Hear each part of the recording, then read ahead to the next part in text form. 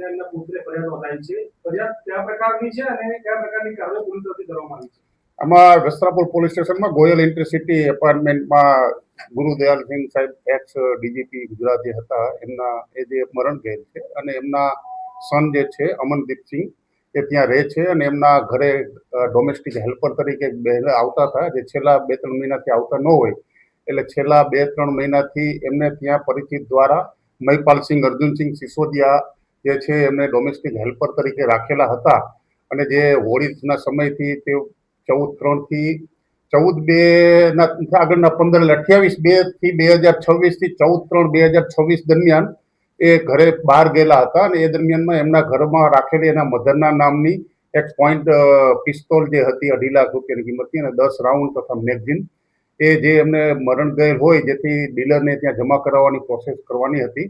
તે માટે બાકી હતા, પણ જ્યારે જમા કરાવવા માટે ગયેલા ત્યારે જોવામાં આવેલ નહીં, જેથી એને ખ્યાલ આવેલ કે આપણા ઘરમાં આ જે નોકર સિવાય અમને કોઈ આવેલ નથી, એટલે એ બાબતની વસ્ત્રાપુર પોલીસ સ્ટેશનમાં નોકર ચોરી અંગેની ફરિયાદ દાખલ કરવામાં આવેલી હતી. જે વસ્ત્રાપુર પોલીસ સ્ટેશનના પોલીસ ઇન્સ્પેક્ટર ઇન્ચાર્જ જે ગીતા ચૌધરી જે છે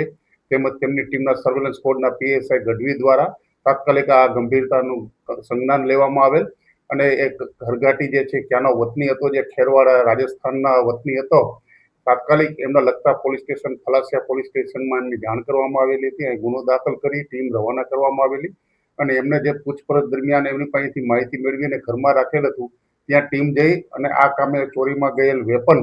તાત્કાલિક રિકવર કરવામાં આવેલું હતું અને આ કામના આરોપી જે છે મહિપાલસિંહ અર્જુનસિંહ સિસોદિયાને અટક કરવામાં આવેલ હતા. હવે આ વેપન જે છે જેટલા રાઉન્ડ ચોરી થયેલા હતા એ તમામ રિકવર કરવામાં આવેલ છે કે વેપનનો કોઈ ઉપયોગ થયેલો નથી, પરંતુ વાતોવાતથી કે પૂછપરછ દરમિયાન એવું જાણવા મળેલું છે કે રીલ બનાવવાનો શોખીન હોય, રીલ બનાવવાના હેતુ માટે લઈ ગયેલ છે, પરંતુ હજુ વધુ ઊંડાણપૂર્વક આની પૂછપરછ ચાલી રહેલ છે અને કોઈ દુરુપયોગ થયેલ છે તો એ બાબતે કાયદેસરની કાર્યવાહી કરવામાં આવનાર છે. ના, હજી આજ સુધી જણાયેલ નથી.